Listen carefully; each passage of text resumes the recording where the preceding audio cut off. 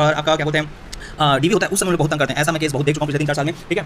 एक मैं अपना एक्सपीरियंस बता रहा हूँ, एक बंदा बेचारा ट्रैकमैन पोस्ट में होता, वो बंदा सीजीएल लेवल का पोस्ट को निकाल चुका था, लेकिन उनको डीवी के समय बहुत परेशान किया गया एसएससी के द्वारा। तो ये चीज़ आप लोग को बहुत ही ध्यान देना चीज़ है, ठीक है। तो एनओसी आप लोग बिल्कुल देखिए क्या बोल दिया, short listed candidate should produce NOC from the employer during document verification. नमस्कार साथियों, अर्जुन कोचिंग क्लासेस में आप सभी का बहुत बहुत स्वागत है। जैसे कि दोस्तों एनटीपीसी 2024 की वैकेंसीज 12वीं बेस पर जो 12वीं पास है 50% मिनिमम है ना होना चाहिए, उस बेस पर वैकेंसीज आउट हो चुका है। टोटल वैकेंसीज कितनी है तो 3445 पोस्ट है मात्र। पोस्ट डिफरेंस देखिए कैसा आप लोग को रखना है, एज लिमिट मैटर करता है, कौन कितना एज लिमिट मांगा है, मेडिकल स्टैंडर्ड क्या है, लेजिक सर्जरी वाले लोग कौन सी पोस्ट में अप्लाई कर सकते हैं, किसमें नहीं कर सकते हैं, हाँ, और कंपटीशन कितना रहेगा, जो वैकेंसी देखेंगे। और सबसे इंपॉर्टेंट चीज़ का क्योंकि 2019 की जो ग्रुप डी स्टाफ है, जो एनटीपीसी स्टाफ है या कोई अदर स्टाफ है, स्टेट गवर्नमेंट के गवर्नमेंट जॉब में काम करते हो है ना, क्वासी एडमिनिस्ट्रेटिव ऑफिस में जो काम करते हैं, उन सभी के लिए एनओसी का मैं बात बताऊंगा। आप चैनल को जरूर सब्सक्राइब करें, फॉर्म अप्लाई करने से पहले सारी जानकारी जानना आपको बहुत ज़्यादा जरूरी है। तो चलिए मैं स्टेशन मास्टर प्रशांत गोपाल आप सभी का बहुत बहुत स्वागत करता हूँ, वीडियो को शुरू करते हैं।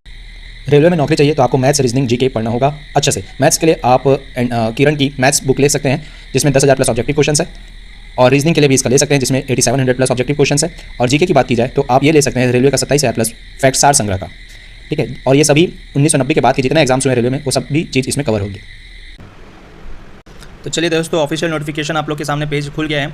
देखिए इसमें सबसे इंपॉर्टेंट चीज़ कितना है कि ये सारा चीज़ आपका ये क्या हो गया, कंटेंट्स हो गया। यहाँ से आप लोग डायरेक्ट जाके देख सकते हैं एक पॉइंट्स पर। तो चलिए शुरू करते हैं एक पॉइंट्स पर। देखिए जैसे आप लोग का कल पब्लिकेशन शुरू हो चुका है, सभी तरफ बढ़ चुके हैं, ऑफिशियल नोटिफिकेशन आप सभी देख चुके होंगे।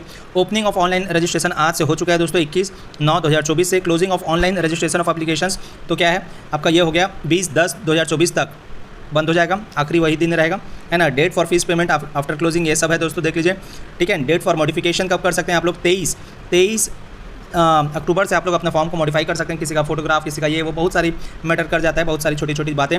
और ये पोस्ट कौन कौन सा है दोस्तों, तो लेवल 3 का पोस्ट है सीसीटीसी, ठीक है। अकाउंट्स क्लर्क कम टाइपिस्ट है, ट्रेंस क्लर्क है, जूनियर क्लर्क कम टाइपिस्ट है, ठीक है। ये 4 पोस्ट है। अब देखिए वैकेंसीज कितनी है तो सन 2022 समझिए और 2022 वैकेंसीज है।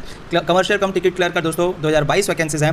21,700 इसका इनिशियल बेसिक पे रहता है, लेवल 3 का पोस्ट है ये, ठीक है। उम्र कितना मंगा है ना, तो B2 मेडिकल स्टैंडर्ड उम्र मंगा है 33 साल तक। अगर आप लोग जनरल कैंडिडेट्स हैं तो 18 से 33 साल तक, ओबीसी कैंडिडेट्स हैं तो 36 साल तक है ना, और SC ST कैंडिडेट्स हैं तो 5 साल, और रिलैक्सेशन 38 साल तक, ठीक है। और बहुत सारे कैटेगरी वाइज एज रिलैक्सेशन मिलेगा।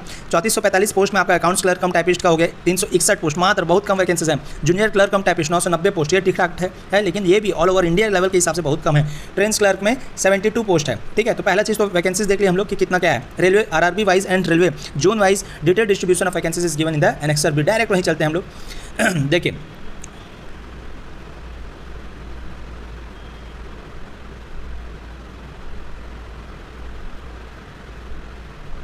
देखिए दोस्तों, ये है एनेक्सर बी और वैकेंसीज देखिए। RRB अहमदाबाद में मात्र 210 पोस्ट की वैकेंसीज है, ठीक है। 155 पोस्ट का कमर्शियल क्लर्क कम टिकट है ना, टिकट क्लर्क और जूनियर क्लर्क कम टाइपिस्ट 40 पोस्ट का है ना। और वेस्टर्न रेलवे में और NAIR में 2 पोस्ट का है। ट्रेंस क्लर्क का 7 पोस्ट का है दोस्तों, ठीक है।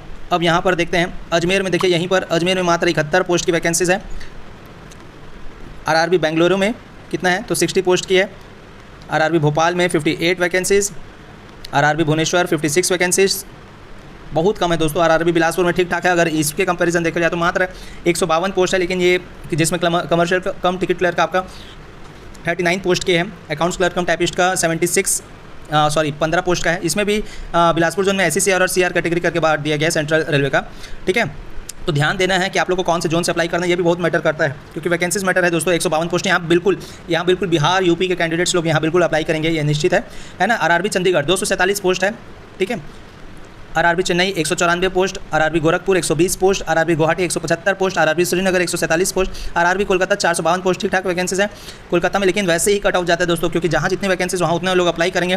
RRB मालदा वैसे भी वो RRB कोलकाता पटना ये सारे जोन टॉप जोन होते हैं। RRB मालदा 12 पोस्ट और RRB मुंबई यहाँ तो तगड़ा वैकेंसीज, यहाँ बिल्कुल अप्लाई होने वाला अच्छा नंबर ऑफ वैकेंसीज 699 पोस्ट, ये भी ठीक ठाक जोन है दोस्तों, बिल्कुल आप लोग अप्लाई कर सकते हैं। RRB Muzaffarpur 68 post, RRB Patna 16 post, मात्र जहाँ ज़्यादा देना चाहिए वहाँ कम दे रहा है 16 पोस्ट। RRB प्रयागराज 389 पोस्ट, यहाँ भी अच्छे से वैकेंसीज होने वाली है।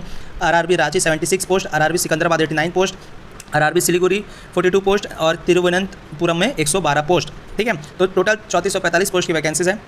अब देखते हैं दोस्तों मेडिकल स्टैंडर्ड क्या मंगा है। देखिए तो A3 जिसमें मंगा है तो उसमें क्या होता है, B2 जिसमें मंगा है और C2 किसमें मंगा है, ठीक है। तो देखिए A3 क्या है कि A3 मेडिकल स्टैंडर्ड मीन्स क्या है, जनरल फिटनेस होता है, physically fit in all respect. देखिए डिस्टेंट विजन 6/9 विद और विदाउट ग्लासेस, मतलब आपको चश्मा के साथ भी होना चाहिए और चश्मा के बिना भी होना चाहिए, लेकिन दोनों हैं, दोनों में से किसी एक का भी चलेगा। अगर आप लोग चश्मा भी पहने तो A3 चल जाता है, ठीक है। और 6/9 होना चाहिए विजन, ठीक है। And must pass for A3 वाले को कलर विजन, बाइनोक्यूलर विजन और नाइट विजन और मायोपिक विजन बिल्कुल पास होना है। B2 वाले को डिस्टेंट विजन 6/9, 6/12 B2 में विद और विदाउट ग्लासेस, ग्लासेस के साथ चलेगा। और इसमें वैन और नियर विजन भी है 0.6, इसमें भी नियर विजन है। वैन रीडिंग और इसमें देखिए कुछ चीज़ नहीं है, जैसे colour vision, binocular vision, night vision, कई चीज़ होते हैं दोस्तों जो कि रिलैक्स देता है। C2 पोस्ट वाले में देखिए विद और विदाउट क्लासेस है, जिसमें कलर विजन नहीं है, ठीक है। तो इस तरीके से होता है दोस्तों, ये हो गया। अब आपको मैं बता देता हूँ, यहाँ पर देखिए candidates who have gone LASIK surgery और any other other surgery procedure to correct refractive error are not eligible for the post having medical standard. A3 में LASIK सर्जरी वाले को अप्लाई नहीं करना होगा, क्योंकि उसमें आप लोग को एलिजिबल नहीं है। Candidates who have undergone LASIK surgery for any other surgery procedure to correct refractive error are eligible for the post having medical standard B2 and C2, ठीक है। B2 और C2 में एलिजिबल हैं। अच्छा, अब हम लोग बात करते हैं NOC का। देखिए एज लिमिट कब पर तो मैं बता ही दिया हूँ दोस्तों, 18 से 33 साल। किनका? जनरल और EWS का 1992, OBC का 1989 होना चाहिए। 1 जनवरी 2025 के बेस पर कैलकुलेशन हो रहा है। SC ST का 1987 होना चाहिए, है ना। For all community categories 1/1/2007 lower limit है ये, ठीक है। अब चलते हैं हम लोग, और इसमें देखिए group D group C candidates लोग का क्या क्या है। देखिए 40 साल जनरल, OBC का 43 और 45, है ना। SC ST कैंडिडेट्स का। अब इसमें एक्स सर्विसमैन का भी देख सकते हैं, और SC ST का तो दिया ही है। और यहाँ पर बहुत सारी चीज़ें रहता है, वीडियो ये सब देख लीजिएगा, क्वासी एडमिनिस्ट्रेटिव ऑफिस में जो काम करते हैं उन लोग के लिए है, ठीक है। और यहाँ पर आप लोग को जो इंपॉर्टेंट चीज़ मैं बताना चाहता हूँ, और देखिए सबसे इंपॉर्टेंट पॉइंट 12वां पैराग्राफ का ये NOC no objection certificate for serving employees. देखिए क्या लिखा है, ध्यान से देखिएगा दोस्तों। Candidate serving including those undergoing induction training probation in any central या state government department including railways और पब्लिक सेक्टर अंडरटेकिंग्स में apply directly to the RRBs duly informing their employer, ठीक है।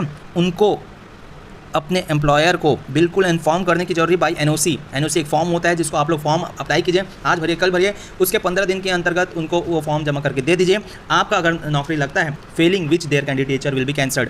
कैंडिडेचर विल बी कैंसल्ड तो ये बहुत बड़ी बात हो गई है, लेकिन अप्लाई कर देंगे तो आप अपने तरफ से सेफ रहेंगे। यही इस रिक्रूटमेंट में सबसे इंपॉर्टेंट चीज़ है, जो ग्रुप डी और ग्रुप सी कैंडिडेट्स लोग रहते हैं उनके लिए। सभी लोग ना, बाकी जो नॉन लोग हैं जो नौकरी में नहीं है उन लोग को तो NOC की जरूरत नहीं है, लेकिन आप लोग अगर हैं तो बिल्कुल उस चीज़ को आप लोग को अप्लाई करना होगा, ठीक है। वीडियो कैसा लगा ज़रूर शेयर करें, और मैं और भी कंटेंट्स जैसे ला रहा हूँ, जैसे कि 27 प्लस फैक्ट्स के बुक से मैं आप लोग को प्रीवियस ईयर क्वेश्चंस बता रहा हूँ, और स्टैटिक GK पर भी काम चल रहा है, बहुत सारा काम चल रहा है दोस्तों। ALP पर भी प्रीवियस क्वेश्चंस लाने वाला हूँ, JEE ALP सारा चीज़ पर। चैनल को जरूर सब्सक्राइब करें। ओके दोस्तों, धन्यवाद। जय हिंद, जय भारत।